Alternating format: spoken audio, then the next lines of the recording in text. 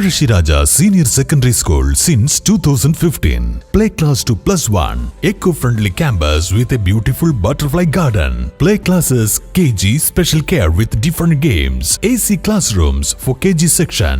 Empowering little hearts to dream big and fly high. Parashiraja Senior Secondary School, Kuttambulli, Thiruvillamala. Loan തിരിച്ചടവിലെ തർക്കം.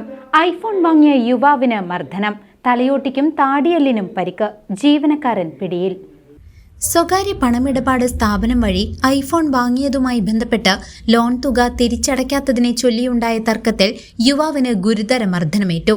പാലക്കാട് വാണിയംകുളം പനയൂർ സ്വദേശിയായ 26 വയസ്സുകാരനായ ഷെരീഫിനാണ് മർദ്ദനത്തിൽ താടിയെല്ലിനും തലയോട്ടിക്കും ഗുരുതരമായി പരിക്കേറ്റത്. സംഭവത്തിൽ പണമിടപാട് സ്ഥാപനത്തിലെ ജീവനക്കാരനും വാണിയംകുളം സ്വദേശിയുമായ 26 വയസ്സുകാരനായ അനൂപ് പിടിയിലായി. ബജാജ് ഫിനാൻസിൽ നിന്നും ലോണെടുത്ത ശേഷം ഐഫോണിന്റെ തിരിച്ചടവ് തുക ഷെരീഫ് മുടക്കിയിരുന്നു. ഇതേ തുടർന്നാണ് ലോൺ തുകയെക്കുറിച്ച് സംസാരിക്കാനായി ജീവനക്കാരനായ അനൂപ് ഷെരീഫിന്റെ വാണിയംകുളം പനയൂരിലെ വീട്ടിലെത്തിയത്. ഈ സമയം ഷെരീഫിന്റെ മാതാവ് മാത്രമാണ് വീട്ടിലുണ്ടായിരുന്നത്. ലോൺ തിരിച്ചടവ് മുടങ്ങിയ വിവരവും വിളിച്ചാൽ ഫോൺ എടുക്കുന്നില്ലെന്ന കാര്യവും അനൂപ് മാതാവിനെ അറിയിച്ചു. തുടർന്ന് വിളിച്ചാൽ കിട്ടാവുന്ന ഒരു നമ്പർ ആവശ്യപ്പെട്ട് മാതാവിന്റെ ഫോൺ നമ്പർ വാങ്ങി അടുത്ത ദിവസം അടയ്ക്കാമെന്ന ഉറപ്പിന്മേൽ അനൂപ് മടങ്ങി. മാതാവ് മാത്രമുള്ളപ്പോൾ എന്തിനാണ് വീട്ടിൽ വന്നതെന്നും മാതാവിന്റെ നമ്പർ എന്തിനാണ് വാങ്ങിയതെന്നും ചോദിച്ച് ഷെരീഫും അനൂപും തമ്മിൽ ഫോണിലൂടെ പലതവണ വാക്കുതർക്കമുണ്ടാകുകയായിരുന്നു. പരസ്പരം അസഭ്യം വിളിക്കുകയും ചെയ്തതായി പോലീസ് പറയുന്നു.